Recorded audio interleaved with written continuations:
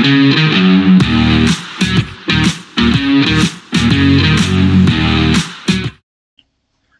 welcome back to the Supercoach Nuff channel. In this video we're going to preview Game Week 3 of Fantasy Premier League for the 24-25 season.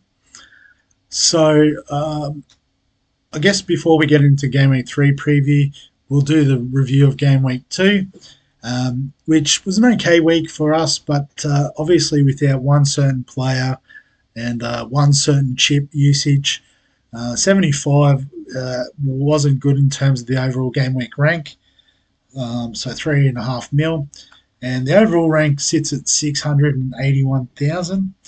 But I guess when we take into consideration that there was almost 500,000 players this week that used the triple captain chip on Erling Haaland, I know that they're probably ahead of me, but after that there's only a couple of 100,000. And it's a long season, 38 game weeks, plenty of opportunities to use the triple captain. They're not all guaranteed to go off. Not that was guaranteed, but it is now. So, well done to those who did the triple captain on Haaland or even just had him and captained him. But, it's a long season, so if you didn't have him, I wouldn't be panicking just yet. But we will look at the team. So Sells in goal, 6 points. So pretty sure that was a result of a clean sheet.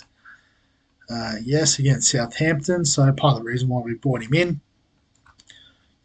Decent fixtures either side of Liverpool. We're not too stressed about that. But he's done his job. Got us a clean sheet. Guardiola with 2 points. So didn't quite get the clean sheet against Ipswich. And no attacking stats. Alexander-Arnold with another clean sheet, so 6 points. We'll take that. Must have copped a yellow card or something. I don't know. Maybe Robinson just got a bonus point. 2 bonus points. And an assist. So he got an assist and 2 bonus points. So I thought it was a clean sheet. But no, it was 2-1 to Leicester. So there we go. Eze blanked again, but we're not panicking, He'll score eventually, and it'll be the week that you transfer him out. Saka with 6, so that must have been an assist. Yeah, clean sheet. So getting a return. Son and Salah doing the job. So obviously Son's Son's captain would have been worth a bit more with his 16 points. So 2 goals, clean sheet, 3 bonus points. But Salah scored and goal scored, 2 bonus points. So, that's fine. You get returns from your captain, you're doing well. Diego Jota with a return, 6 points. And then our forwards both blank. So Isak and Muniz, but again, keep the faith. They will score goals eventually. And our bench, so Jefferson with a single point. Mosquera with -2 thanks to the 6 goals that Wolves conceded. But he's only there in case of emergency. And with Barco, found out, I don't know if this is a change in the rules this year, if it's always been the case. It's just definitely the first time I've heard about it. But since he has left the Premier League, his price actually locks. So he's not going to decrease in price as people transfer him out. So if you don't feel the need to panic trade him out because he's not going to lose value. He's obviously not going to make any value either. He's not going to score you any points. So it's not worth sitting there for the whole season. But for now, while we're just sort of assessing what's going on, no need to panic on that.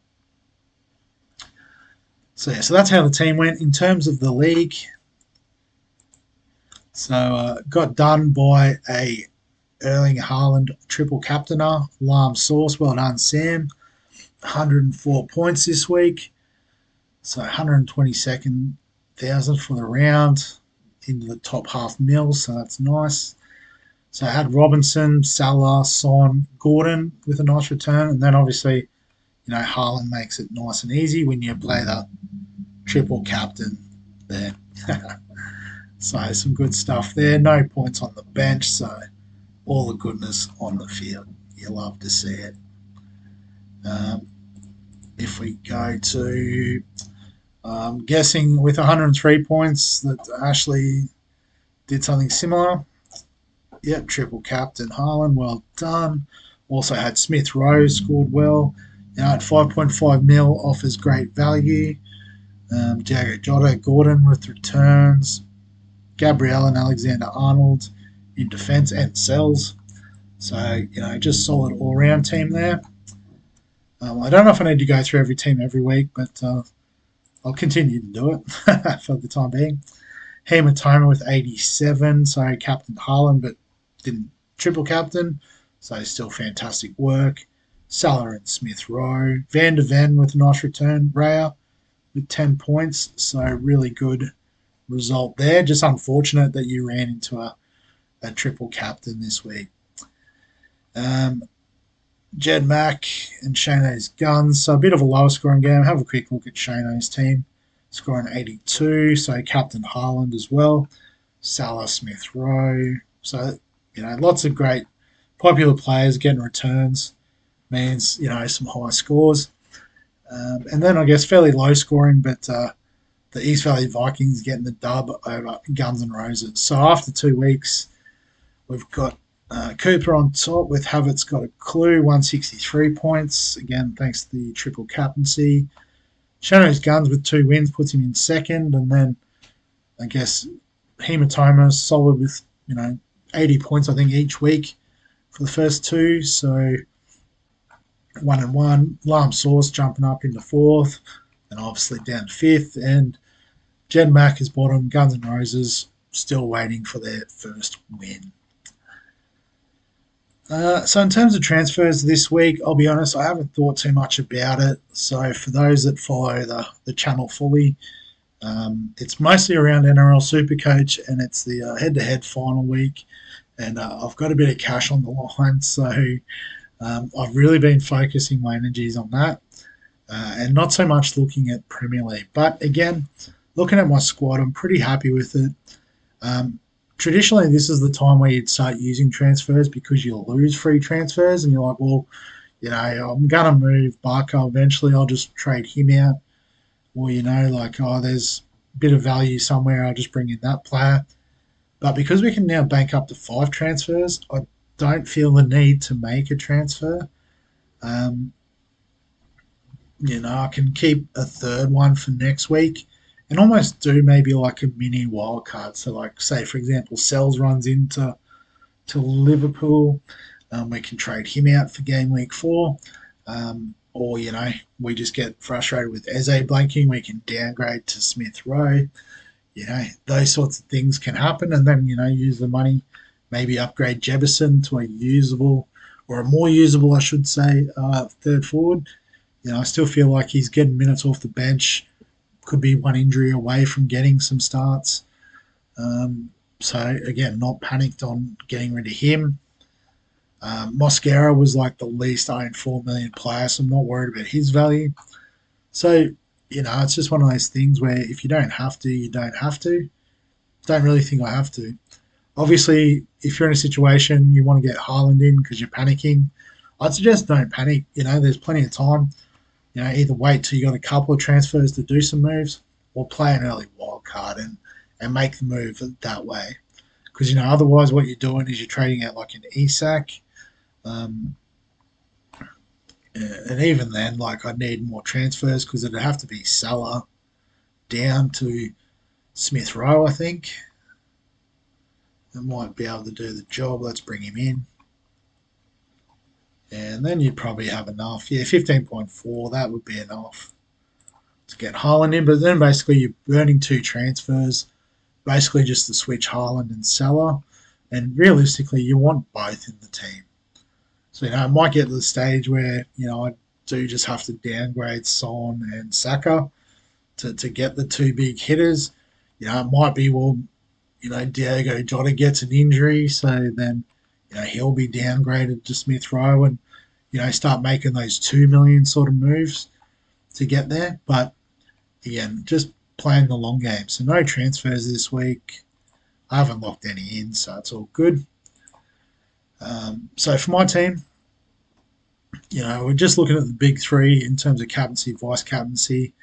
That's all we need to think about at this point. The home ground advantage does point me towards Saka, but Brighton isn't the worst team going around. So I might just leave the C on Salah, maybe VC on Saka, but it's definitely not a massively, confident shout. Save the team. Yeah, that's fine.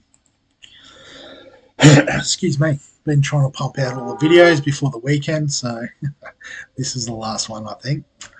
But yeah, that's how the team's going to set up. Unfortunately, there's not too much more exciting with this video. Um, like I said, after I've got a bit more focus next week, we'll start looking at more sort of aggressive wild card, and for me, 3 transfer type trades and that sort of thing. But I think the key message this week is just don't go on tilt. If you didn't have Haaland, it's not the end of the world. There's always plenty of opportunities. It might end up being that Salah gets a nice double game week against, a couple of lower strength teams, scores 2 goals in each. That's 4 goals, tripled, and straight away you're back in the game. So well done to those that did triple captain, but if you didn't, do not stress. It's a long season, plenty of water to go under the bridge. So, stick to what you come up with at the start and go from there. But we'll wrap the video up. So as always, if you've got any questions, comments, thoughts, feel free to add them below this video. Give us a like if you enjoy all the FPL content. Subscribe for all this fantasy sports content we've got on the channel. And other than that, we'll catch you in the next one.